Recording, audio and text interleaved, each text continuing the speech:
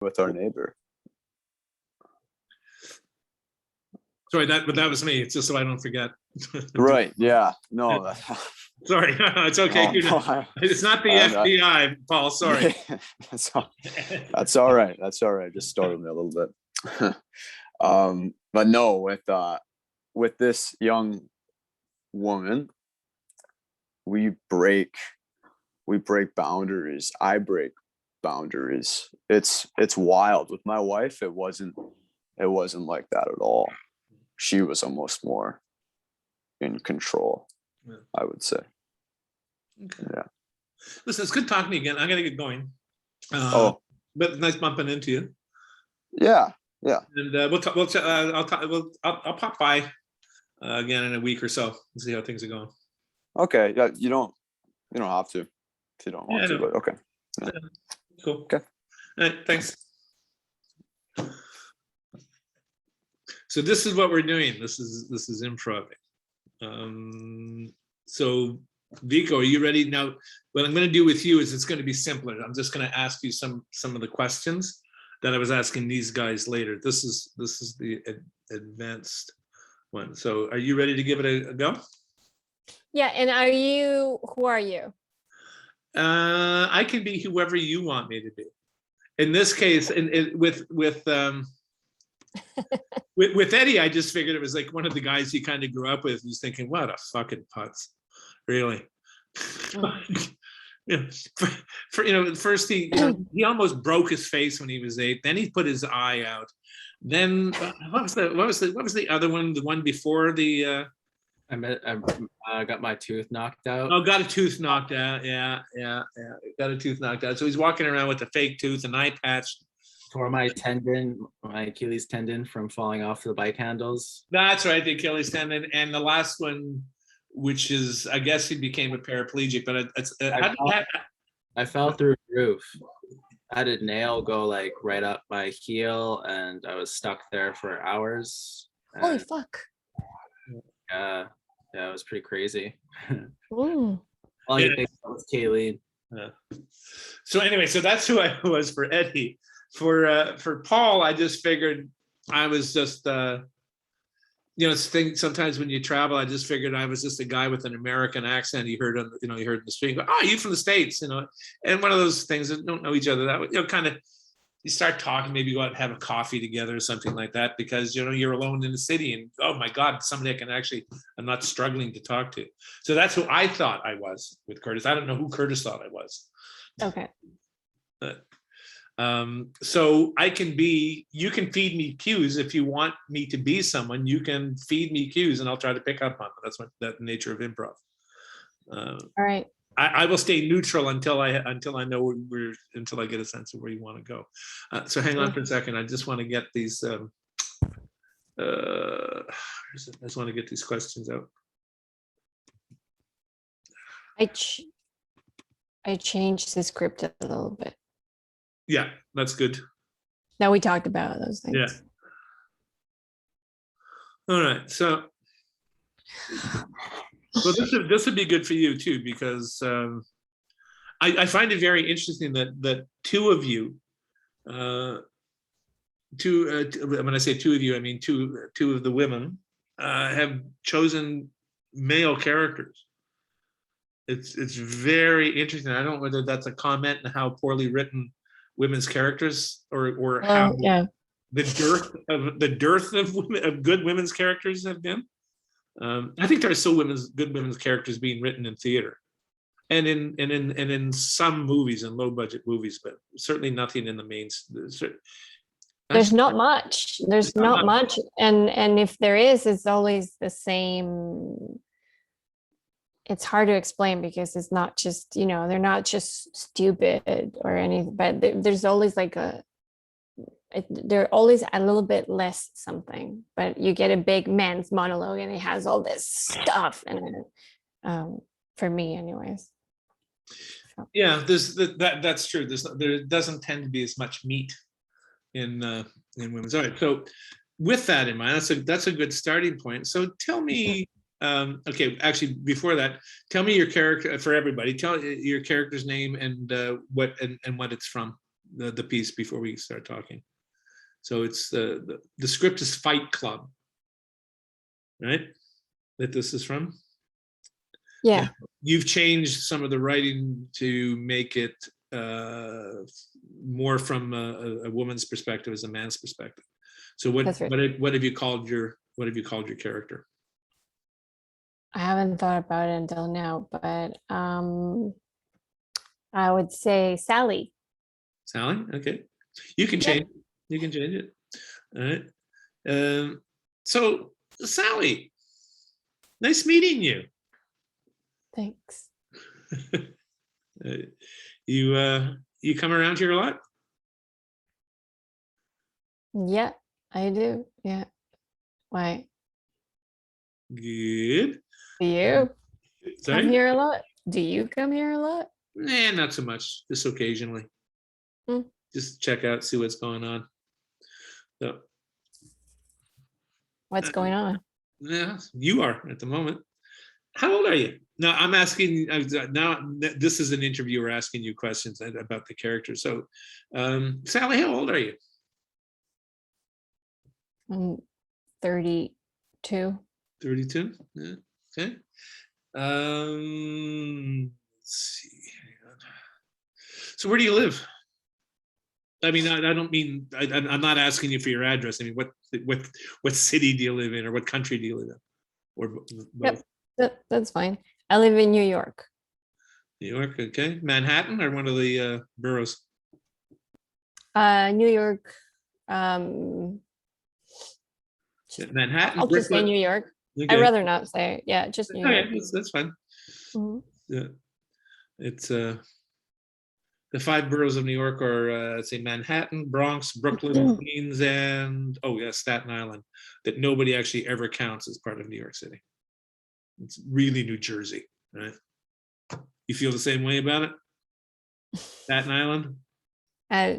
Sure. Yeah. Well, hey. Okay. So how can I help you? I just want to know a little bit about you, if you don't mind. Before we get into what you want to get into, I'm just sort of think of me as a screener. Why? What brought your interest to this particular activity? This particular activity? Well, this particular. Where did you hear about this particular activity? And this is New York City, as you said. There are no secrets in New York City. Everybody knows a guy who knows a woman who knows another woman who knows a guy. So it's really the idea of keeping secrets anywhere, but particularly New York is pretty tough. So you heard it from a friend or from your wife? No, not from my wife. No, just right. some women I work with. More I overheard it than I heard it. You know. Yeah. Would you consider yourself? Let me see.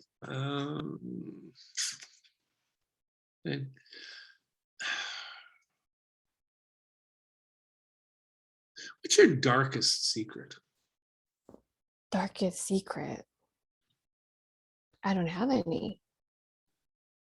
So you're an open book. Totally. Yes. So Okay. out in the open. Out in the open. Okay. How old were you when you had your first orgasm? Holy fuck. Well, yes. That's right. The holy ones bring about good orgasms. 19. That's right. Okay. All right. So you are an open book. It's not like I was trying to pry. You said you're an open book, and I thought, well, what's one of the most personal questions I can ask you? So good. You're not an Yeah. you are an no, open that's book. easy. How about that? That's cool. All right. Yeah. No, that's easy. Would you consider yourself? Let me see. How do I ask this? Do you consider yourself kind of a kind and loving, or do you have an edge? I mean, how would, if somebody said, so what's your basic personality type? I mean, and I know that that's hard because nobody is 100% anything, but you know, if if I were to ask your friends, tell me about, I'm sorry, tell me about Sally, would they say, oh, she's a fucking conniving bitch, or she's cold, or no, she's really warm and loving and do anything for it? What, what would be the first thing that would come to mind as somebody, if I asked one of your friends to give me that, to give me a pocket description? I don't think there is any pocket description. I don't understand why people like you always need to put people in certain categories. But since we're here, I guess I can try to use my imagination. Describe for yourself. How would you describe yourself? Would you describe yourself as warm and loving, or as cold, detached? And again, I know that we can be all of things at any given time. I get that. Yeah, But what's your default? What's your default mode? I'm just gonna use a few words. I would say open and different. How's that? Open and different. Well, open, yes, and we've established that. That's good. Different is pretty vague term. That's I'm different. Well, yeah, we're all different by definition. Yeah. Mm-hmm. When you mean different, you mean like what? Attitudinally different, emotionally different, mentally different, physically different? Do you have a third leg coming out of your asshole that I can't see from here? Yes. And I would say, yeah, different, just different in every single way you can imagine, including the light out of the ass. Are you married? I'd rather not answer. No, you need to, this is the acting teacher kicking in. Are you married? That's not fair. Yeah, I know. I pull rank occasionally. There it is. See? Deal with it. I am the alpha male in this group right now, and then fucking just answer my question, will you? Okay. I was. Yeah, I'm not. Look at me. I'm older and I'm a white male. I mean, I am the epitome of everything that's wrong in the world. Yep. So here that's right.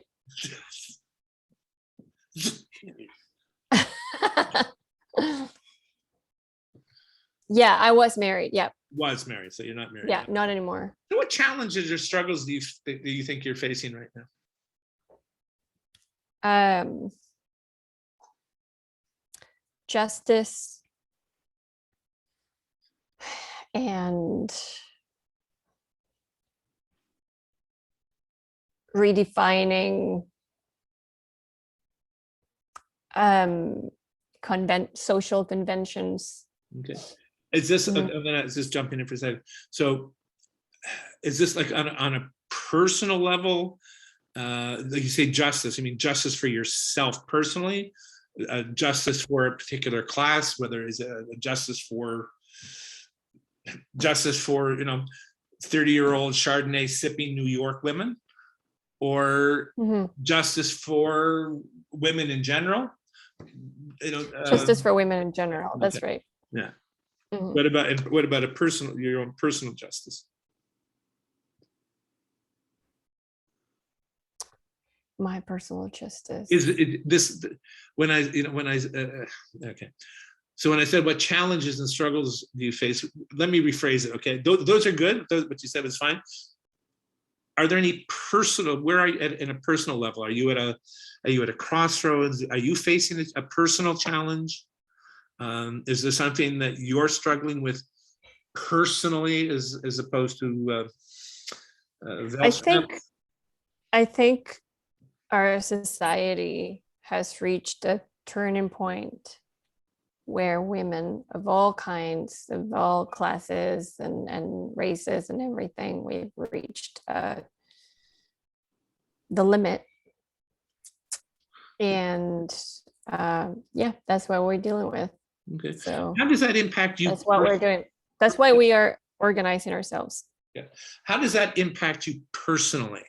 This, and I'm not denying the misogyny and that. How did I end up there? Yeah. What's your personal stake in this. I guess your the sense of social injustice. Yeah, I get that. What's your personal stake in this? Why is it important to you? For me, what's been the most important part of our organization is learning to deal with the truth, not with anything outside the truth. And it seems that all the women that join us agree that we are constantly dealing with lies. And I was dealing with lies my whole life growing up, and eventually in my marriage, up until a certain point where I stopped it, right? Got separated. So I was living in a constant state of illusion. I had no idea what was real and what was not anymore. Yeah. And I feel like a lot of us are in the same place in one way or another. Yeah, well, and look, that's all good, but when we talk again, so I got to move on to the next person. When we talk again, I really want to know a little. I mean, and I understand we've just met, and you're not telling. You say you're open, but there's stuff you're not telling me, and I get that. That's okay. But because I really, and I get a sense of justice, of social justice, but I really want to know how this affects you in here, in your core, in your center, in your heart, about you, not about the world. You know, why is this obvious that there is injustice? You know, there's injustice out there, and some women like you, or some people are very affected by it, and other people say, it doesn't affect me, the hell with it. It obviously affects you. Why? Because it has, for it to become personal to you, it has to have a personal effect in you, because you can't play, now this is the actor again, you can't play social injustice. You can play, I'm a social justice warrior because I'm against men because I was physically abused, I was sexually abused, I was emotionally abused, any one or all of those, you know, or none of those things. It may be entirely different other reasons. But I mean, you can play the social injustice, but it's more powerful when you can make that social injustice come from the heart, not just the head.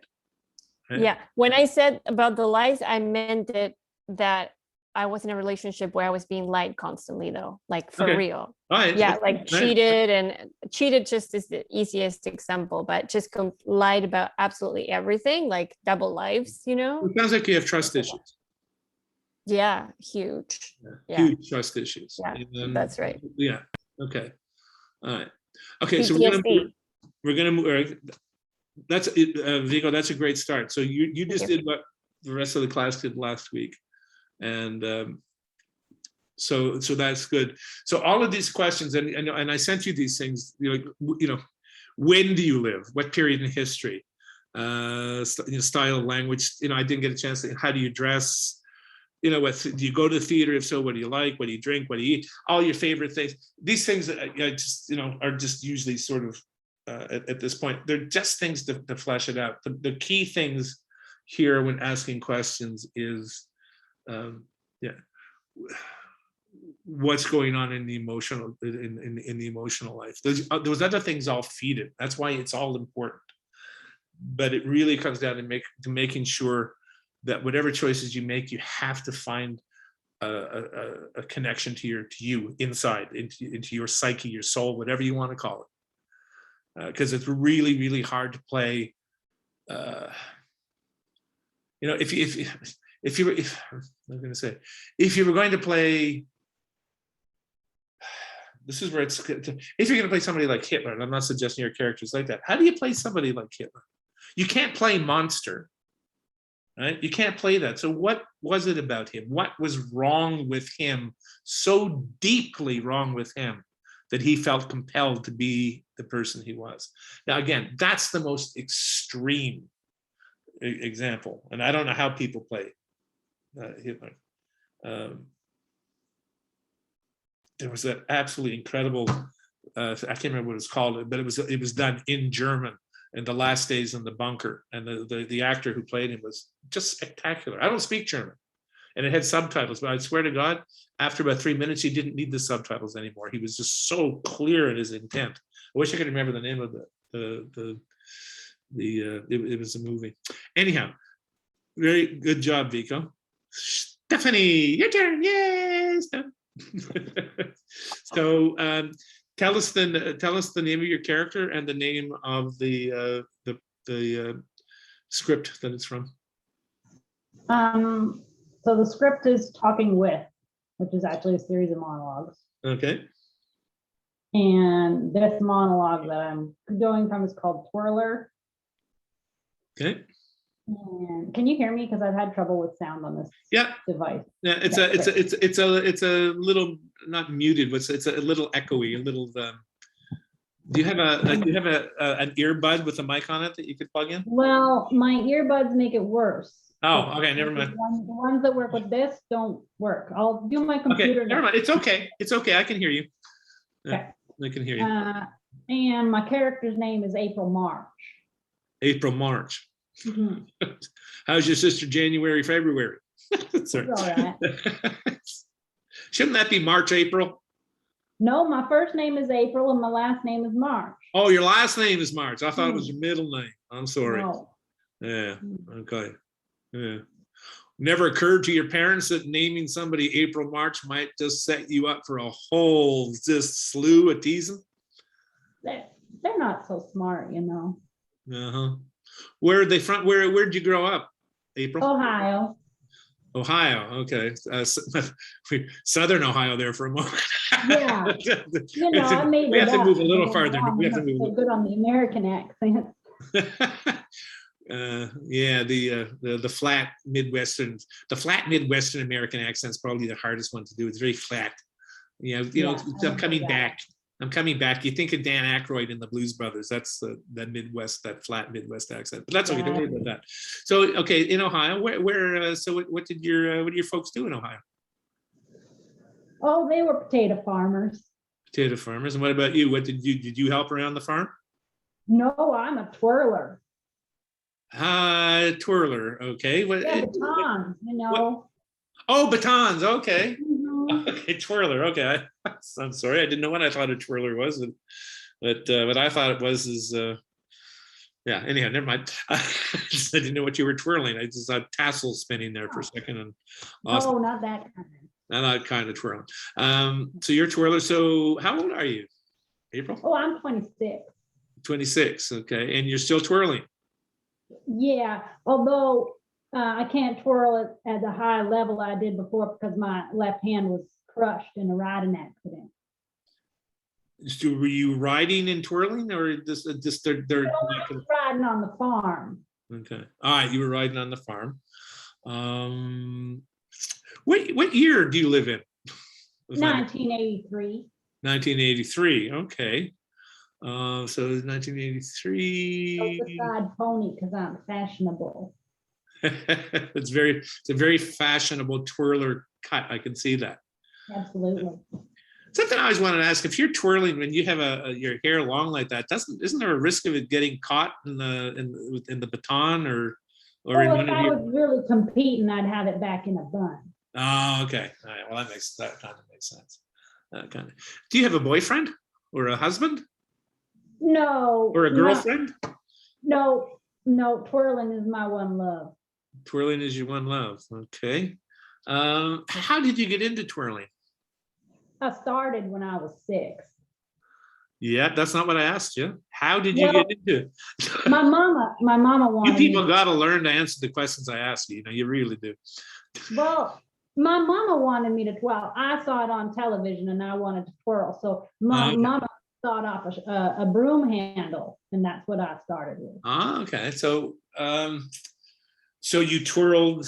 Now, like, were there clubs where you twirled, or did you twirl through school, or Oh, there was are a there dance studio. twirling clubs? Right.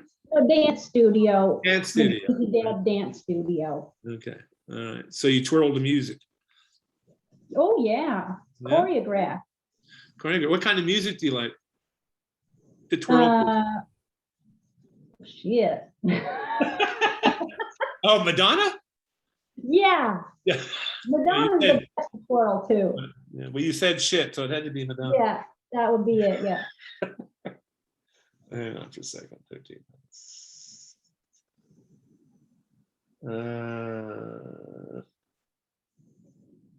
All right, so I'm just looking. Okay, so you're 26 in 1983. So you're born in the late 50s. So you would have started twirling around in the early 60s. I guess so. 13 minus 6 is 7. Yeah. 7 minus 2. That's 57. I'm just checking my math. Shit, I'm older than my mom. Well, if you're from the southern states, eventually you will become your own grandpa. I think there's a song called that. I am my own grandpa. I think there is one. So other than twirl, what do you do in life? Do you work? Well, I just graduated from university. All right. Okay. 26. Did you go to university later? What did you study at university? Well, I was mostly there on a twirling scholarship, and I studied whatever I studied, which was. All right. Well, that's fine. These are the things I would do. So, you just do sociology. Sociology. Okay. Mhm. And so And you have theology. I love God. Right. Well, so I'm just wondering, he's 26. Most people graduate university when they're 22 or 23. So did you take some time off or? Yeah, I had to help out the farm a little bit. You know, I went in a bit later because I was competing. Right. Okay. Seriously, was twirling for a while, and then when I broke my hand there, then I had to. That slow you down a little bit. Yeah. So you say you're competing. So how high up in the twirler world did you get? Oh, well, I finished 4th at the nationals when I was in high school. Well, that's pretty impressive. Mm-hmm. Okay. So is there professional twirling? Would this have been training? You're in Ohio, so Cincinnati. You've got the Cincinnati Bengals. Twirlers work for the professional football teams, right? That's what I was thinking. There's quite a few professional football teams in and around Ohio. So, did you try out for any of the big squads? Yeah, and I was I twirled, for the university football team. Yeah, I can see that. Did you ever go? But did a lot of university football players get paid, not officially, but they get money for that. What about twirlers? Do you guys? Yeah, you get the scholarship, but is there also sweetening of the pot? You get your uniforms and your clothing. So there's those kind of deals similar to the other athletes where they get their shoes provided and those kind of like deals, but not to the same extent, of course. We're just a decoration on the sideline. We're not the main event. Right. How do you feel about that? Because you just said something I kind of found interesting. You said the other athletes. So it kind of suggests to me that you consider yourself an athlete.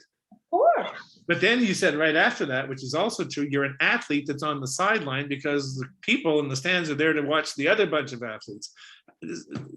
How do you feel about something like that? Well, it does make me a little bitter. But I know where the truth is, and the truth is with twirling. So Truth is, the twirling shall set you free. Can't find God through football. So, what are your plans? Where do you want to go? What do you want to be? What do you want to do? Obviously, I want to be twirling. Well, how do you do that? Where do you twirl? Where do you twirl now? In a club or? Now Yeah, that you graduated, where are you going to twirl?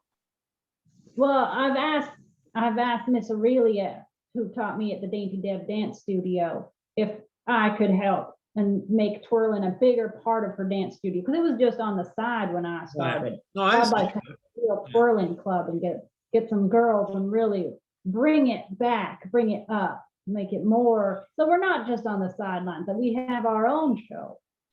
What makes you cry? What makes me cry? Sad tears or happy tears? Sad tears. Oh, sad tears. Well, when my hand was crushed, I cried a lot. Those that felt like my dreams were broke. All right. Let me rephrase it then. What sort of things? What kind of things make you sad? And I don't mean like a physical hurt, like with your hand, but I mean what makes you feel sad? Okay, more emotional. Yeah. When people hurt puppies, you know, that makes me sad. And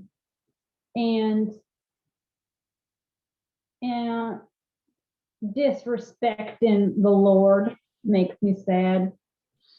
When people blaspheme. Mm-hmm. And You're religious then? oh yeah. Yeah. What church do you go to? The Church of Twirling. Oh, come on now. You're not going to tell me there's a church called the Church of Twirling. Is it a No, Baptist, there is. Presbyterian? Twirling. Yeah. When you throw those batons up in the air, you can see God. You can commune with God. I'm sure you can, but churches tend to have preachers and stuff. And I'm just curious whether it's, it's Baptist, Presbyterian, Seventh-day Adventist. I'm assuming you're not Catholic. No, not Catholic. No, definitely not Catholic. All right. Listen, I'd like to talk with you some more, and I will talk with you some more. But I gotta bring it. Gonna bring it off here. All right. Oh, last question. You follow politics? Do you vote? Oh, I'm Republican. Okay. All right.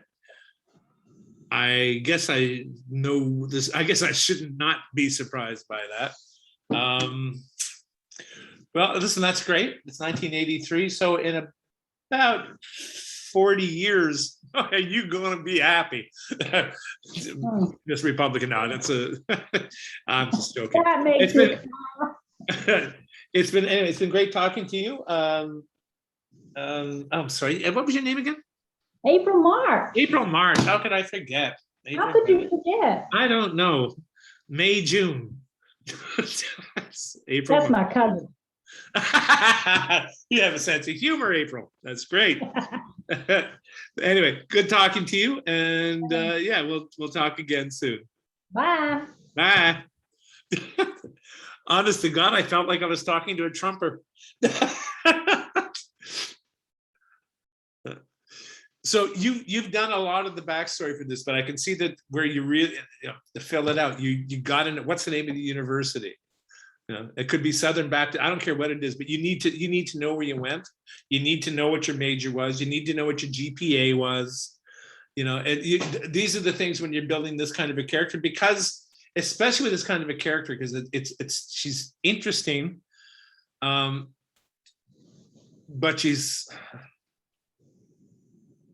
she could be as thick as sheep shit, right? So, and you don't want to. So you need to find other notes to play with that, because she's a simple, direct, right? And she is that Middle American. Mm-hmm. But I suspect that these Middle Americans, a lot of what they let on the outside is hiding a lot of what's on the inside. Nobody can be quite that. What's the word? There's one particular word that I'm looking for. Nobody can be quite that.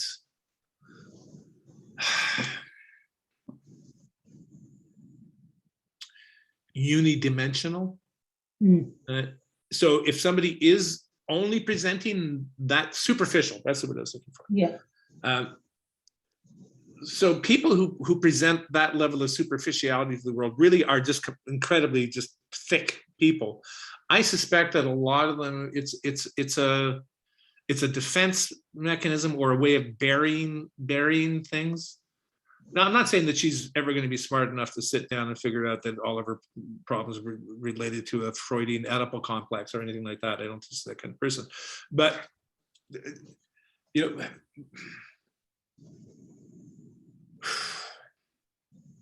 it's these things, these things of opposites. And it's only in my experience, the more devout Christian I've come across exhibit the least Christian behavior of anybody I know. For sure. People who say, yeah, you know, people who, yeah, I go to church and it's important to me, and that they're fine. But the real Bible thumpers, Oh yeah. at least in my experience. So I'm not saying that April, September has March. Sorry? April, March. Yes, okay, I'll march right away now. No, she's got her own. Like I wasn't joking about the church twirling, and you have to wait till the monologue to All understand. right, okay, we'll see. We'll see it. Anyway, so we're going to take a short break now, and we're going to come back and do monologues. Victoria, are you still there? Vico? Hello? All right, well, we'll find out when she gets back. No, we still have. Do Alex and Rochelle? Do they still have to go? Or Well, no, Rochelle went last week. oh, I meant this exercise. Did they? Oh, I go? wanted, well, we could do that, or we could take a short break. But before we get into that, I want to see who's doing monologues. I know Curtis, you are, because you didn't go last week. Yeah. There, I thought are you ready to do your monologue, Victoria, or do you want to wait one more week? Or are you ready to have a? No, I'll do it today. Okay, good. So that's you. And Stephanie, I'd like to see your monologue tonight too, because I know that you've been working on it. So we'll go those three, and after that, we'll see how much time we have. Okay, so I will continue on with this exercise with Alex and Rochelle. Okay, Alex. Shall we take a break now though, or no break today? I said, you guys, I just said, okay, we'll take a break. And then you said, well, aren't you going to do the exercise with them? I said, okay, we'll do that. Why are we taking a break? Sorry, I I don't just care. I thought I'm sorry. I just thought they might want to go. That's all. Sorry. Fine, I can do it before or afterwards. It doesn't matter to me. If everyone's ready to break, that's cool. Or I can go down. Okay. All right, we'll take a short break, but it will be a short break tonight, because I want to make sure Okay, we give just everybody. a quick one. All right, Sounds good. It's 8:09. I'll see you back in 6 minutes. Okay, cool. Okay. Vika already took her break. She went to get a cookie. I was hungry and I'm cold. I know. Whenever I get cold, I wear a cookie. I'm know, literally like I was- wrapped up in a duvet, like in my hoodie, because I'm freezing. Yeah, I was getting the heater and I got what's it called? Those banana Yeah. chips? Like no, an apple. It's like a piece of apple. Yeah. Anyways, I always get apple and banana confused too. Adam and Eve got confused. I wonder, maybe Eve was actually tempted by a banana. Okay, I'll be back. I'm gonna get tea, heater, and more apples. Yes, I'm gonna Bye. get some tea as well. All right, we'll see you back shortly.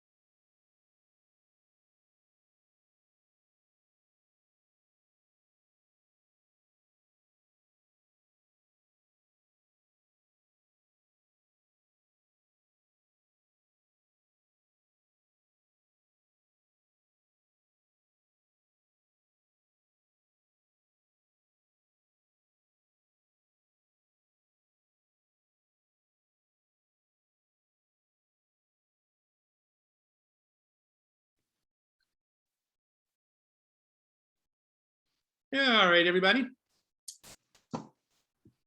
Hey, All right.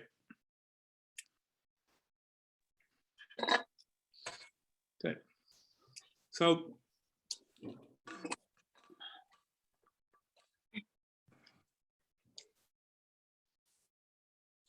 Blanche, nice to see you again. Nice to see you again, Blanche. How have you been? All right. All right. Yeah, a little out of sorts. Why? What put you out of sorts? Well, I don't know if I can be frank with you or not. I don't really fit in here. Don't In feel what way? comfortable. What makes you uncomfortable? Well, I just don't fit. I'm staying as I'm not sure if you know or not, but I'm staying with my sister and her husband. Yeah, you told me that. Yeah, And Stella and Stanley, isn't it? right, Stanley. And I kind of, poked the bear a little and flirted with him earlier on. Oh dear. Didn't feel right at all. He showed a bit of a side of him that just doesn't, he's a bit scary. And I don't really understand the relationship between him and Stella. She's such a sweetheart, and I don't know, but I'm a third wheel here. There's no room for me, but And it's not a big place, is it? not at all. It's only 2 rooms. Yeah, that can be tough. It Um, is. Yeah. So, where did they have the bedroom? What did like? What do you have a couch or a day bed or something in Just the? a little day bed on the other side of the curtain. Right. So, Yeah. The old curtain thing. yeah. Have you seen much of Mitch? Well, not recently, not since Stanley kind of, he told him a few stories, and so Right. Mitch he's disappeared. I had my birthday party and he didn't even show up, and so Oh, I'm sorry to hear that. yeah, Yeah. feeling a bit lonely, and I just don't know where to go. I have nowhere to go though. Is Mitch been like this because of all of those awful rumors about you? Uh-huh. Uh, Mhm. which one bothered him the most, do you think? Well, Stanley told him a few things about some boys at the Hotel Flamingo, but he didn't believe it at first, but then he went and he talked to some folks and they confirmed it. So now he's, All right. I This don't is think he's when coming you. back. I mean, I don't want to pry, but can you tell me what those rumors were? Well, just that, well, after I left the school, and of course, as you know, I lost the Bell Rev. I had nowhere to go then, and so I started staying at the Hotel Flamingo. And there were some workers that kept coming in, and well, partied a little. So I see. Okay. Well, yeah. All right. And yeah, I can imagine a guy like Mitch would have a hard time with something like that. well, yeah. So what do you want to do, Blanche? How do you want to solve this? What do you think the solution is for the situation that you're in right now? I just don't know. I was really hoping that maybe, Shep would come through, but he's married now and he's the only wealthy person I know. And you're not wealthy, are you? No, I am not. I'm so sorry, Blanche. And Are you married? no, I am in a relationship. Hmm. Yeah. But thanks for asking. Okay, I'm trying to Do kind you of. have any friends? Not rich ones. Hmm. I have a couple of friends who would be interested in you, but they don't have money. Hmm. So, How about a house? Do they have a large house? One of them does, but the one who has the large house is married. Happily, What? happily. Yes, happily. Yeah. Mm. Yeah. Yeah. And even if it wasn't happy, he can't afford the divorce. Divorce. They have Well, divorces here? Of course they do. They have divorces everywhere down. My, even here in Catholic New Orleans. oh my. Oh my. Wow. It's been great talking to you. I will talk to you more next week. I Okay. hope so. It's really lonely here. No, I can understand that. We'll talk to you again. I'll see if I can get a friend to come along. Okay. All right. Okay. Thank you. You're welcome, Blanche. Wow, she's just getting friskier and friskier. That's really nice, Rochelle. That's really nice. That's the other element of bringing it up. The fact that what's coming across is that somebody like Blanche is a survivor and will do whatever it takes to survive. Yeah. And she uses this charm. She's, how do you put it? She's not really, quote, a fallen or a loose woman as they would have been called in those days. She's just desperate. Yeah. And She really does have nowhere to go. Yeah, she really does have nowhere to go, and she's always looking for that. And there weren't a lot of, and we talked about this, there weren't a lot of opportunities for women outside of marriage, even in the 40s, even that recently. All the women who had really great jobs during the war had to give them all up. And also with her upbringing and background. Yeah, she wouldn't. Yeah, she wouldn't be. Yeah, she wouldn't be working she wouldn't be doing the Rosie the Riveter thing anywhere. No, that was my mom. But anyway, That's cool. That's cool. I think that's awesome. Yeah. My mom in World War II, actually not during the war, but shortly just after the war, was a what they called in those days a stewardess for Trans-Canada Airlines, which it was before Air Canada, and they all had to be registered nurses in those days. Yeah. As a matter of fact, she was the first French Canadian air hostess for TCA, and I used to joke, yeah, and the last. She loved it. She absolutely loved it.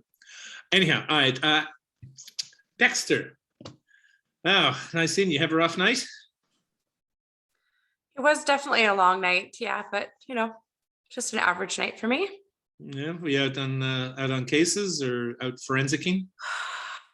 Yeah, no, I was definitely at home just having trouble sleeping. Oh, that's too bad. Yeah, definitely at home though. Yeah. Are you working on any cases right now? Yeah, there's actually a serial killer loose in Miami, and it's definitely an interesting case, and been doing a lot of work on that. A lot of really gruesome details and lots of blood work for me to work on, and it's been heavy. Yeah, I forgot to ask you the last time we talked. So you live in Miami? I do. Yeah. Yes. Yeah. How do you like it? Sunshine. Love my job. It's great. Yeah. Yeah. And yeah. And soon it's going to be all waterfront. Yeah. Or under waterfront. Anyway, not soon, but so what do you do when you can't sleep? I always find ways to occupy my time. That sounds intriguing. What sort of things do you like to do? Do you have a hobby? Oh, honestly, my work's my hobby. I don't really do much of anything else. I don't really have a lot of friends here, but just people at work and hanging out with Deb and a lot of time at home. Miami's quite a party town, or you don't go out and hit the club scene. No? There's a lot of bad people in this town too. I don't think you understand that part of it. So yeah, there's the glamour and the dancing and the fun, but there's a darkness here too. I've only been in Miami once, so I don't know it very well. Didn't like it much. I like South Miami. I liked where I was staying was in one of those Art Deco hotels in Miami Beach. That was pretty, not in Miami Beach. It was South Miami. I can't remember what the hell it's called. I just remember going, oh, look, I'm on a sandbar. I'm living on a sandbar. I have a nice apartment. I like my space. It's safe. It's Oh. quiet. I got, left alone. Neighbors aren't nosy. It's good there. Yeah, yeah. Nobody likes neighbors No. getting all up in your business. Yeah. Listen, again, I'm gonna have to. I was wondering what happened to Curtis. Oh, he's back. Who's Curtis? Yeah, sorry. Yeah, lost it. So listen, I'm going to start with you and Rochelle next time, but I need to wrap this up a little bit now because I want to make sure I have time to get Stephanie and Vico and Curtis in. Curtis, we're going to start with you. Okay. Yeah. Sorry about that. You didn't kick me out or anything, right? No, I've never. Okay. My screen just went like it just Totally blew got me. kicked I wasn't out. even touching it. It just kicked me right off. And then No, I don't know what I You got happened the then. boot, Curtis. Yeah, he's like, had enough of this guy. Get him out of here. Yeah. You meddled with our break time, so we took a vote. I know. I'm stirring the pot tonight, and I apologize. Well, Curtis, if I'd kicked you off, I'd have blocked it so you couldn't get back in. So just That's so what all right. That's what I thought. I don't know what So, happened there. No, me neither. That was weird. Okay. All right, the vagaries of the internet gods. Yeah. Apparently. Are we? Sorry. Did you say? Yeah, I was just. start. We're going to start with you and the monologue. Okay. Okay. All right. You want to take a moment to center, but in your own time. Perfect. Sounds good.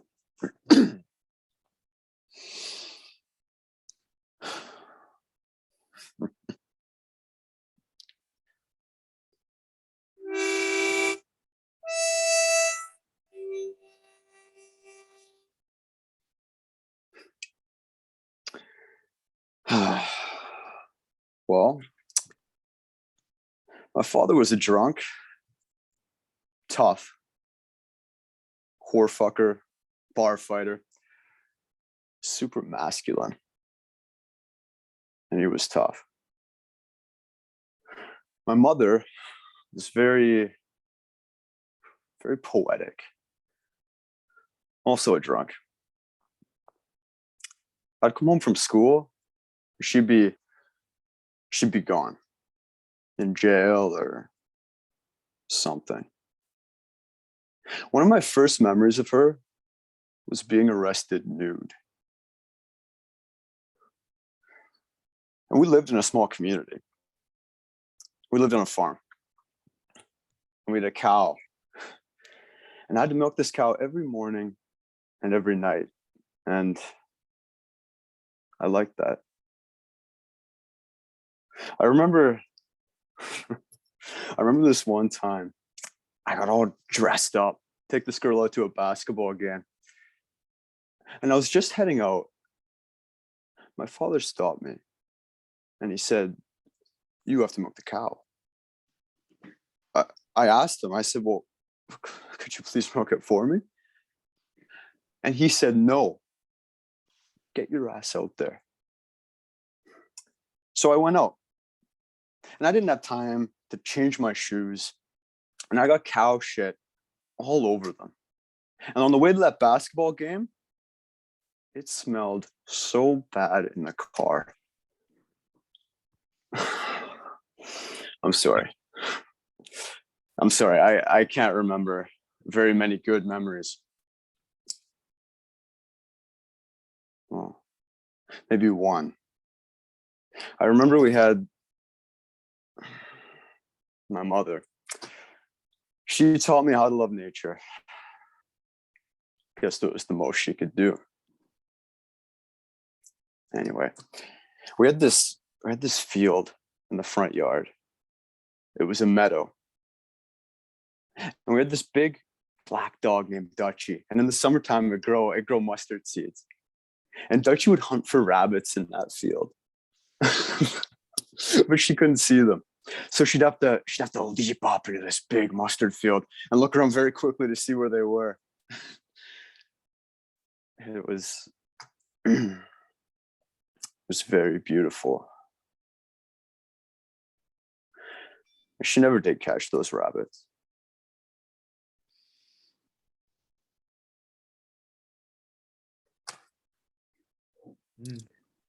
Curtis, that was lovely. I can see that this improv has been beneficial for you. I could see your father coming out to you. The way you took your time and allowed yourself the luxury of thinking, of letting things occur to you, and the hesitation. Okay, am I going to tell him? Yeah, okay, I'll tell him that. So you can see where you're.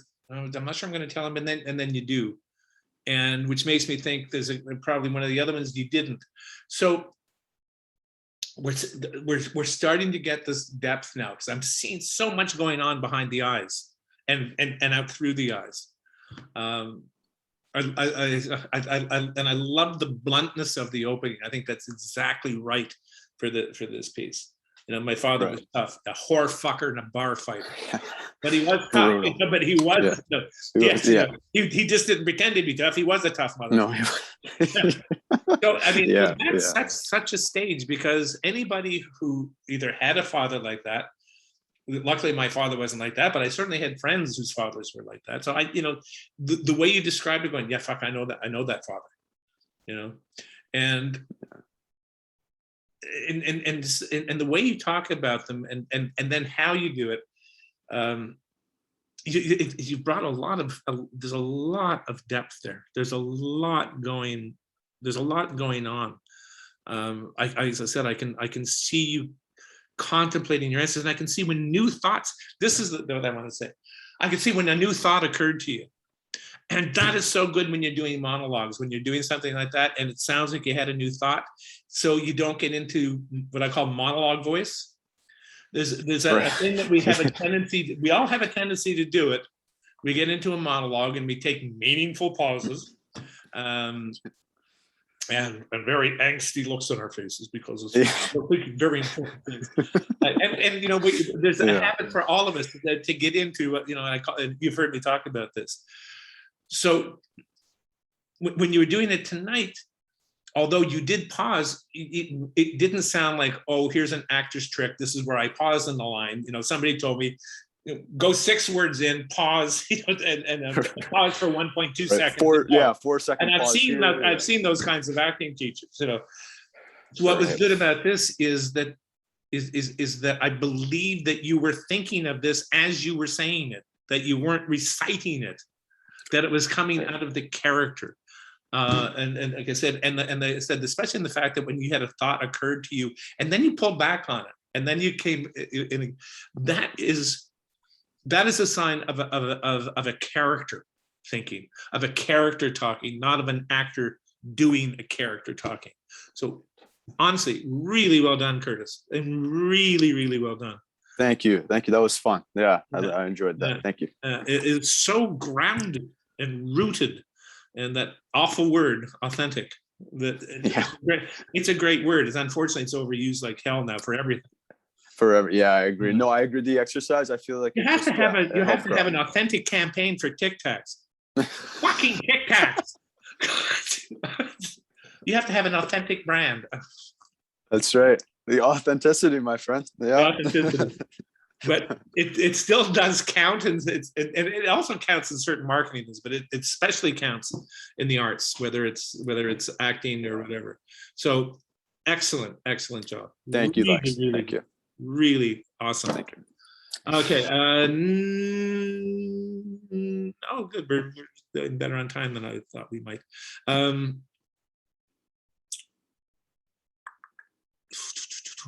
Let me see. Who wants to go next? Stephanie or Vico? Your choice. I don't see anybody moving, so I'll choose. Stephanie, you go first. Okay. I have to sort of like randomly pick a spot in this, because the whole thing is about 10 minutes. So you guys don't want to go on for 10, I'm assuming. Or do we want to, can you do that, or should we come back to you? Should we do Victoria first and then come back to you? I'll randomly pick the spot. All right, that's good. So I'll go from there.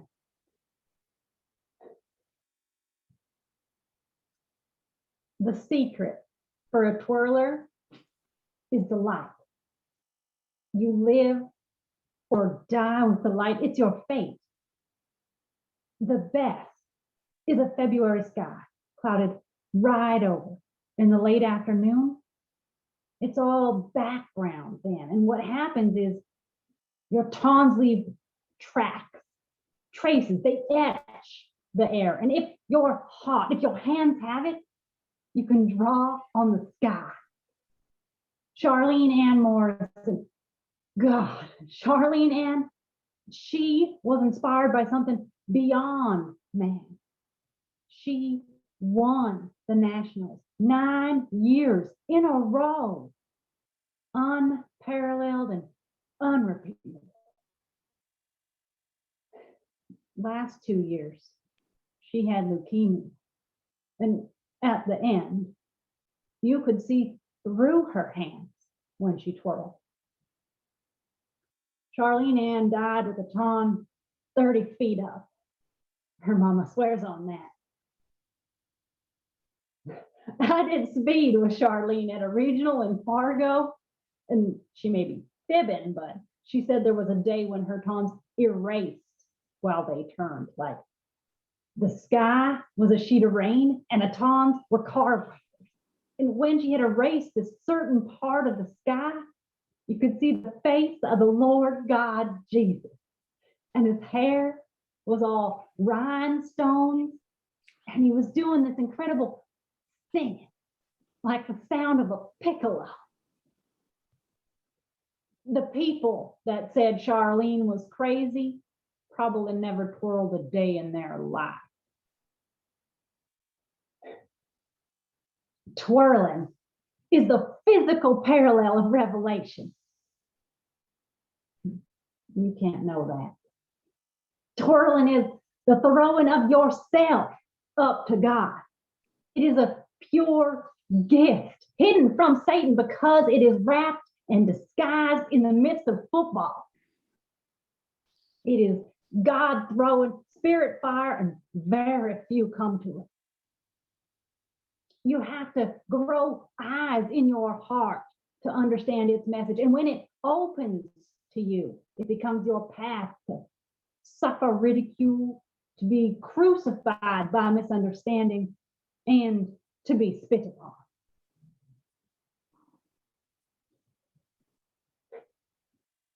There is one twirling no one sees. At the winter solstice, we go to a meadow God showed us, just outside of Green Bay.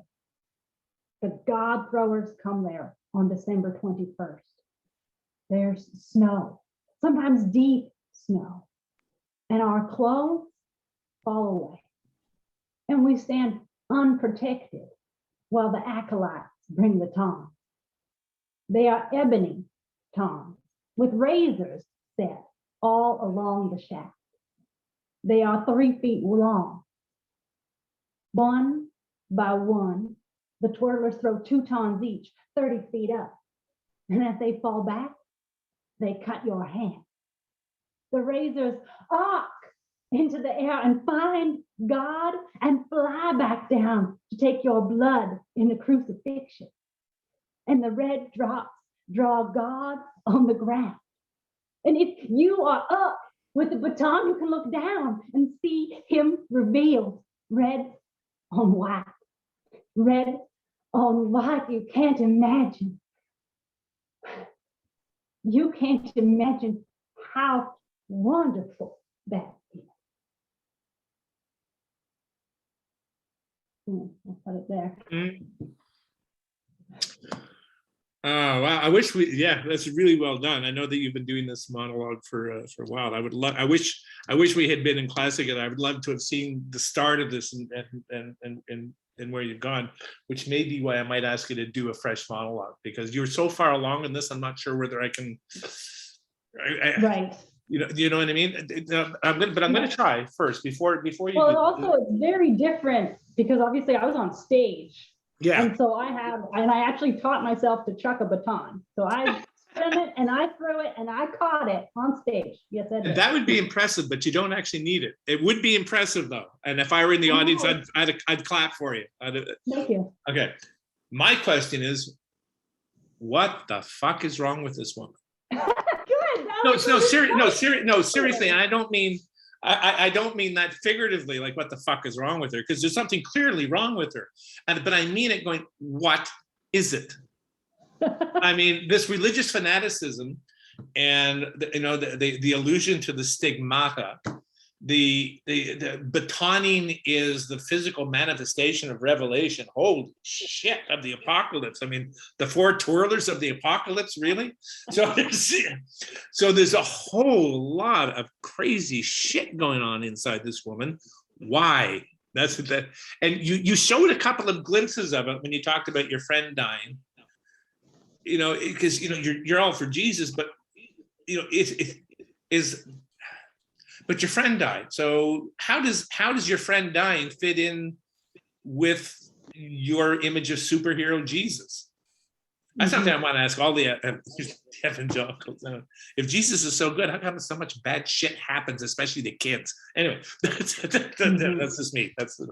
But for this woman is just a walking bag of passion, but it's weird passion. It's passion that is put into two things: Jesus and twirling. And I'd like to see Jesus on the cross twirling with one hand, with fingers.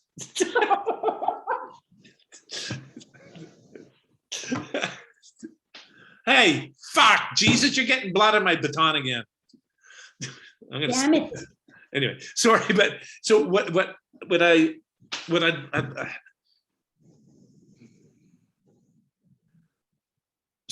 is this passion for twirling and for Jesus, is that a substitution for, how do I put it? I've always thought that if anybody who's that much into especially into Jesus, or I suppose it may be true of other religions. I'm not as familiar with the other religions as I have been. But if you're that deeply into your faith to the point, and I don't mean just being devout and quietly devout. I mean, this woman is batshit crazy about her. If there's a passion there, does that mean that it's a passion that is being taken away from something else? Is the religion and the twirling just a big shell to protect her from what she's really passionate about? And maybe what she's passionate about is something that she's not supposed to be passionate about. I don't know. Those are questions that you would have to ask. But anybody, I would say that anybody is fighting that hard against being human is doing it for a reason. And I don't mean that badly, but she is. I mean, she's trying to tie herself to a deity in one hand and equating her hobby, her avocation, and elevating this. I mean, it's a fascinating character. It really is. And you really do kind of want to go, show me more of what's underneath all of this kind of, the twirling evangelicalism. Evangelicalism. Anyway, you know what I mean. Evangelistic. Anyway, evangelism. There we go. Evangelism. Too many syllables. Yeah, I talk good. So it's if you want to keep exploring this and doing that work. Because the stuff on the surface, I have nothing to say about this. I mean, it's a well-oiled machine. So I'm going to leave it. No, but it's just because you've done it, and you've done it on stage in front of an audience. So I mean, this is a well-rehearsed monologue. Yeah. And the only reason I'm concerned about going forward with it is, I said a lot of the work we're doing in this class, you've already done in this monologue. Yeah.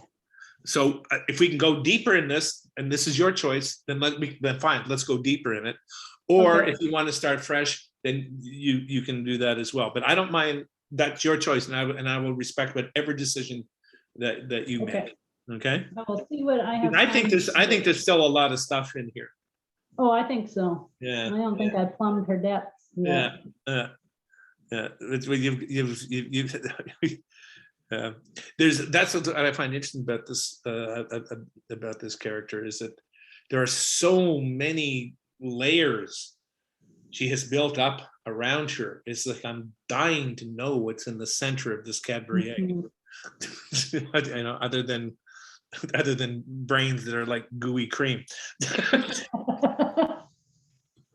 No, but this is what's funny. She's articulate. She's actually quite eloquent in her mania, I guess, for lack of a better term. And so yeah, let's see where we can see where this can go, because it's really it's a really fascinating character. Well done. Lots of fun.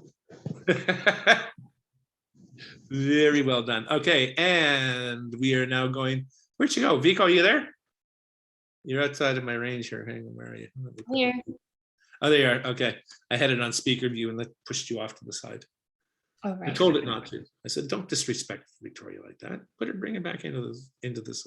Anyway, are you ready? Whenever you're ready, remind everybody what you're doing.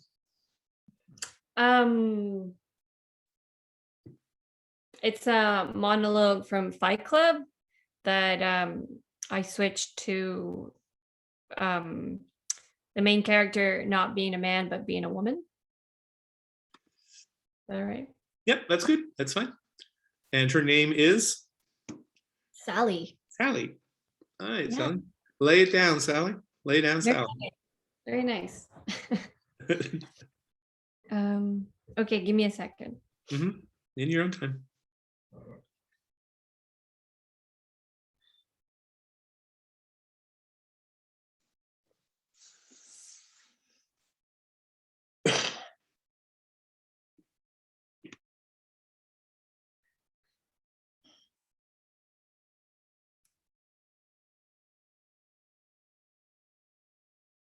Ladies, I see in Fight Club the strongest and smartest women who've ever lived. I see all this potential, and I see squandering.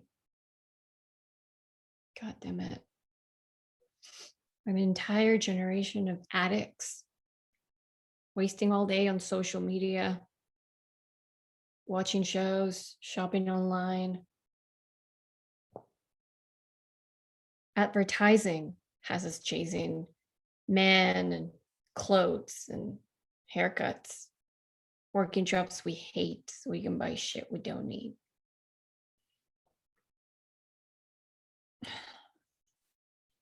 We are the middle children of history, women. No purpose or place. No Great War. No Great Depression. Our Great War is a spiritual war. Our Great Depression is our lives.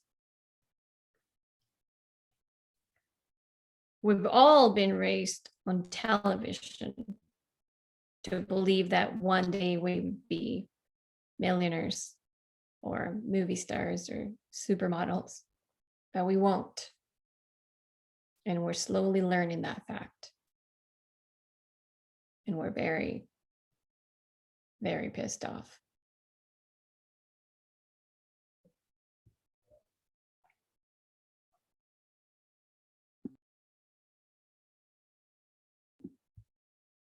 Oh. I'm chatting away to myself there. You should have heard the things I said about you.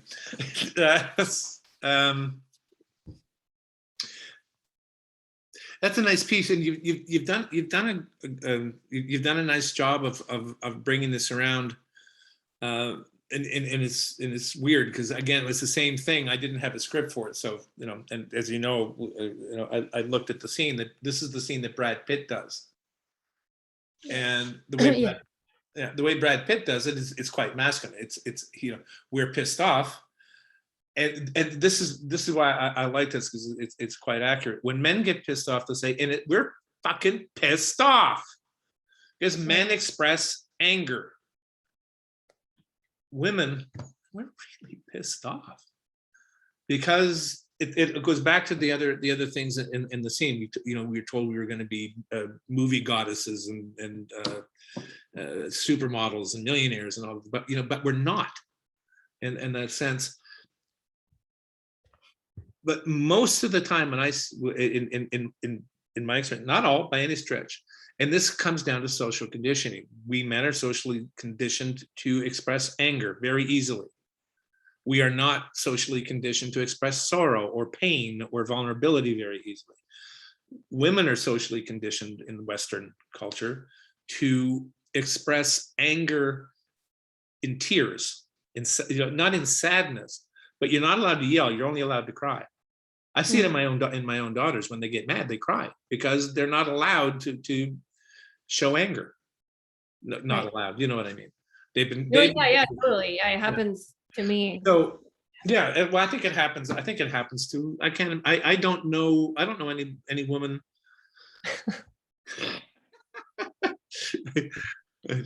Okay, we've got Eddie here trying to fix his sisters up. So that's. But does she? There, Eddie, there are always exceptions to it. There's exceptions to any rule. That's for sure. And it's to say that there are some men who can convey vulnerability, but as a rule, and it's. I remember as a boy being, hurt yourself. What are you told when you're a little boy when you hurt yourself? A little girl, like when all of my kids, if they hurt themselves, but particularly, little girls. Oh, you fell and you cut your knee. Oh, let's put. Oh, does that hurt? Let's get some urochrome and we'll put a Band-Aid on it. It's okay. Kiss it, make it all better. That's fine. That's the way an injured child should be treated. If you're a boy, don't be a baby, don't cry. Right? We're not, and that's what we're told. Don't cry. Don't be a crybaby. Suck it up. Don't cry. Don't show that you're hurt. And that starts from a very, very early age for both genders, for both sexes. So I like the fact, I think you can bring up a little, I shouldn't say bring up because I don't want to tell you which emotion you have. I think that you're just starting to explore this, and I think there's going to be more emotions coming out of it. So, what I was saying earlier, about monologue pausitis. The other thing in this too is not. We all need starting notes, and when we're working on a monologue, we need to find those starting notes. But then we have to find ways of varying it so we don't end up with a monotone monologue. And you're just at the beginning. And as you process the emotions behind it, you're not going to be thinking about that because it's going to be coming out naturally because you're going to be expressing.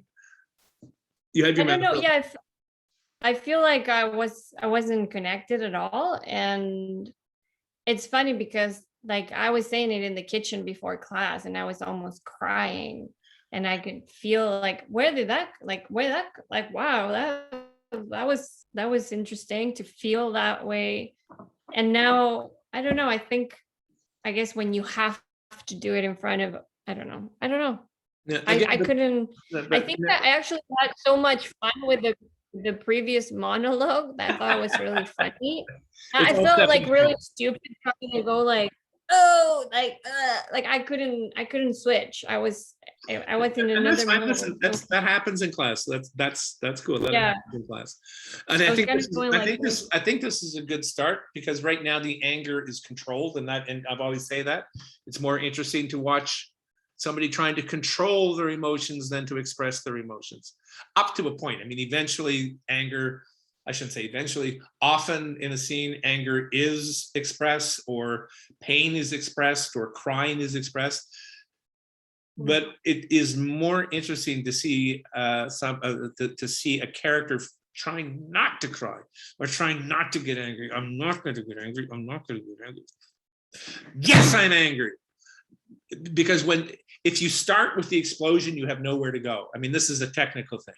Whenever you're doing a scene, if you start at the top, if you start where you want to end up, you have no place to go.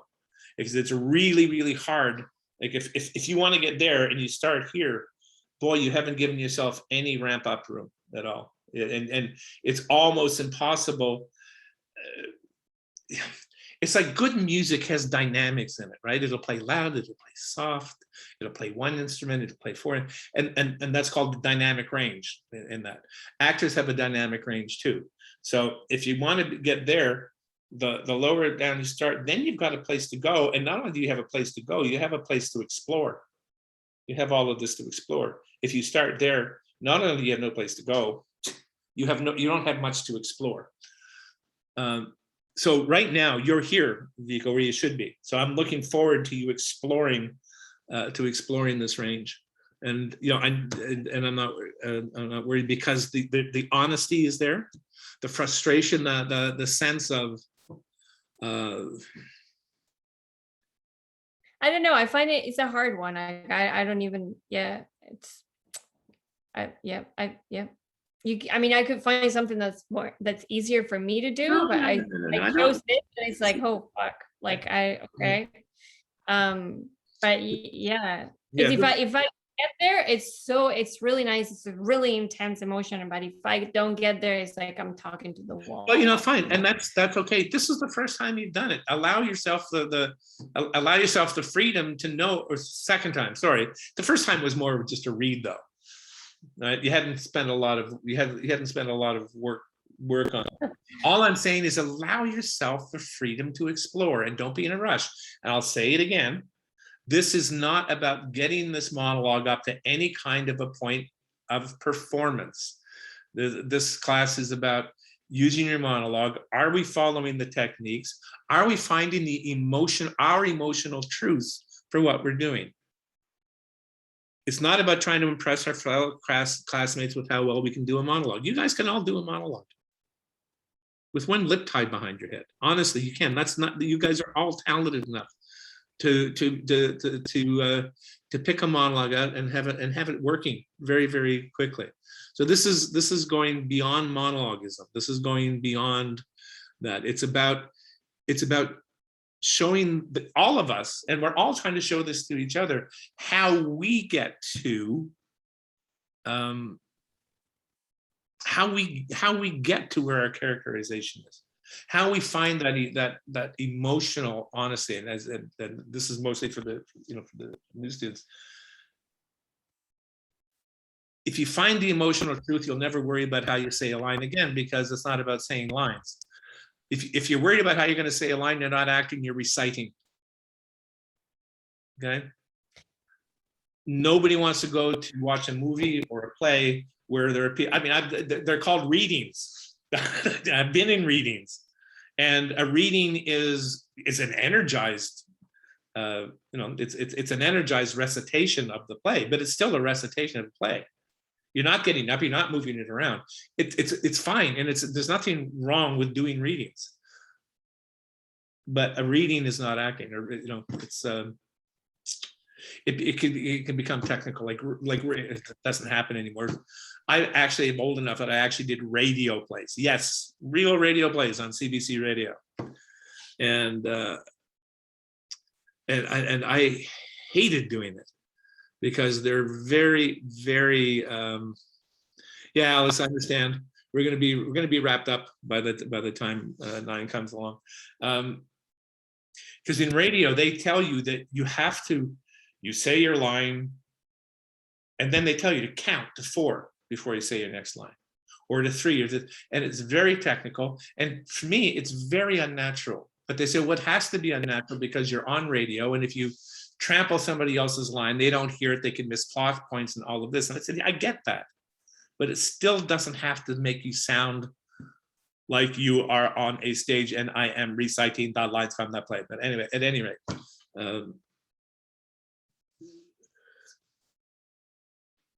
but that kind of acting is, I consider that's the craft, it's not the art. And there are times when we will do craft, and I'm not saying that's always wrong. There will be times when you guys will be relying on your craft, especially starting out. If you're doing a day roll, you haven't got time. You're not going to get the sides a month in advance, so you can do all of this level of work, and that's fine. So you will use your craft and your skills to do those day rolls and to do those auditions, and that's fine. but we're beyond that. You guys are all beyond that. We're not talking about acting. So when you get the role and you're on the set and you have some meat to it, you're going to have the skills and the depth and know how to find the emotional honesty, because that's what it all comes down to.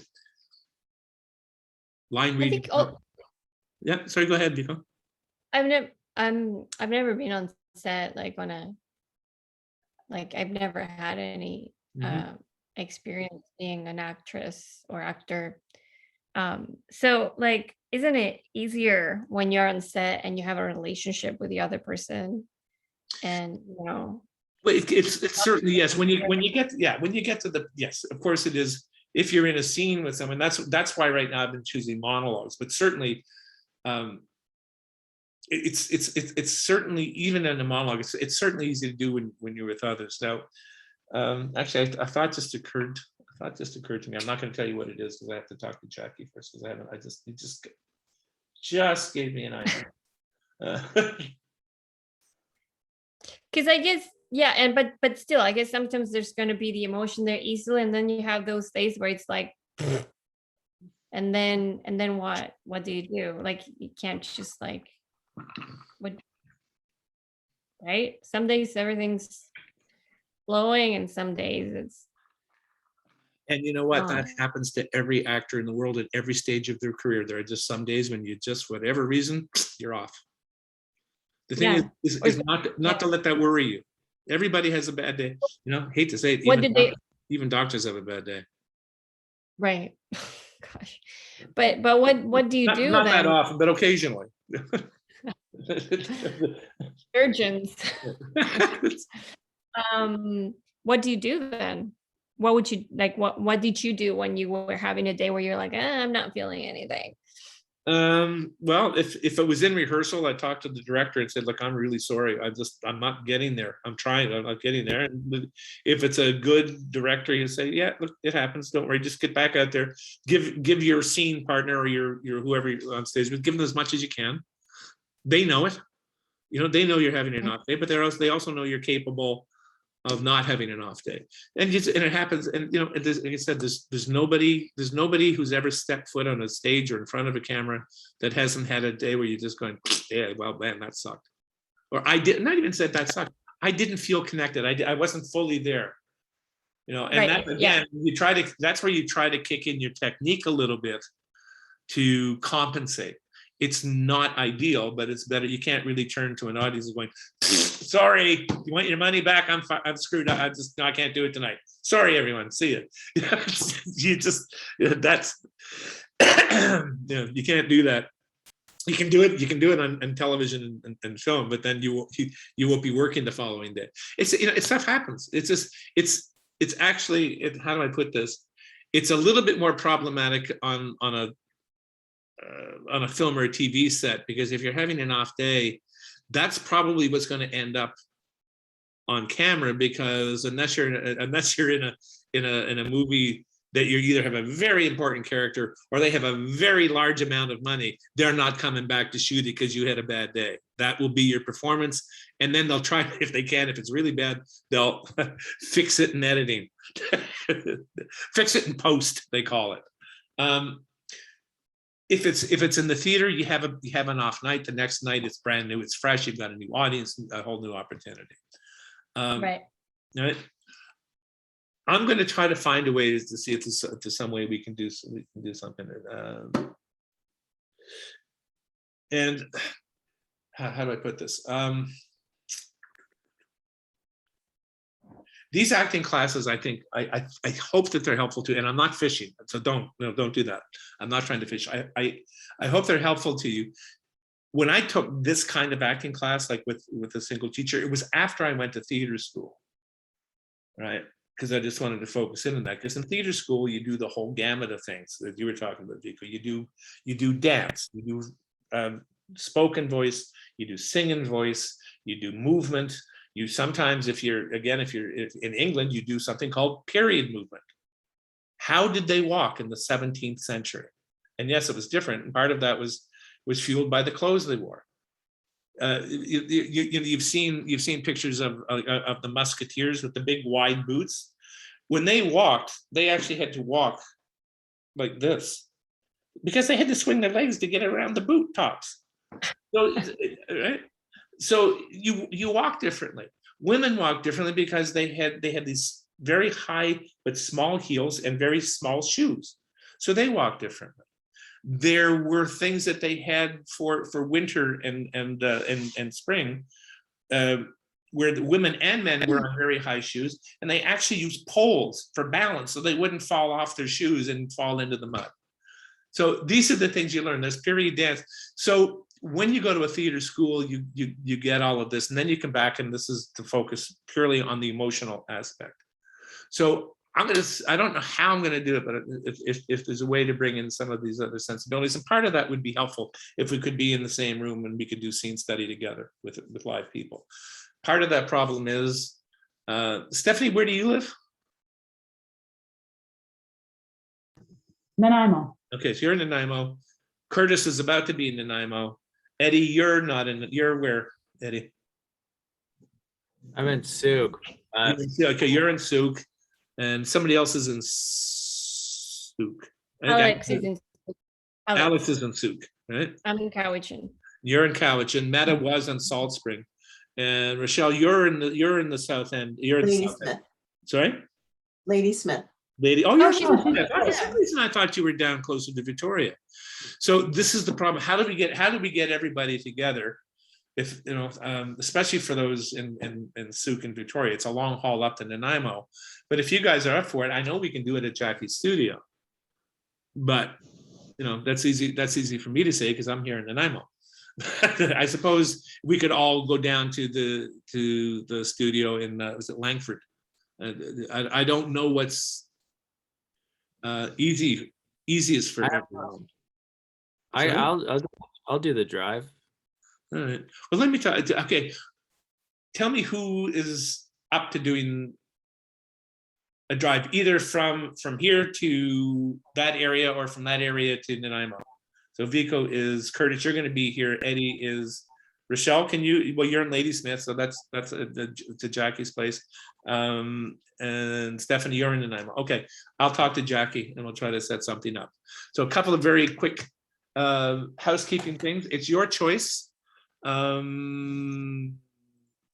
is your choice. Next Thursday is November 11th. Now I know that Jackie officially is closing down because out of respect for our veterans. I don't know how you guys feel about that, or whether you have plans, I don't mind being here next Thursday, but if you guys have plans or things like that, then that's okay too. Or if I'm okay with whatever. If you want to take the day, you want to take the day off, or you've already made plans. So let me know Monday. Let me know if you know, check with your loved ones and No plan. because I'm easy either way. I'm easy to go next week, or I'm easy to take next week off. So you let me know. All right. You guys are great. I gotta head out. Yeah, that's it. I'm signing off now. Thanks for Have a good one, Eddie. Great class. I'm really looking forward. Looking forward to where we're going to be. Has anybody heard from Ethan? Do any of you guys know Ethan? No, all right. No, I have no idea what's going on there. He hasn't been here for a couple of weeks, so I was just curious. Yeah, Anyway, I don't know. Whatever. Interesting. Whatever. Anyway, Whatever. whatever. Who is that? That's right. I hate when a voice pops in your head and you don't remember who it is. All right, bye. Bye, guys. Bye. All right, bye guys. Have a good night. Whatever.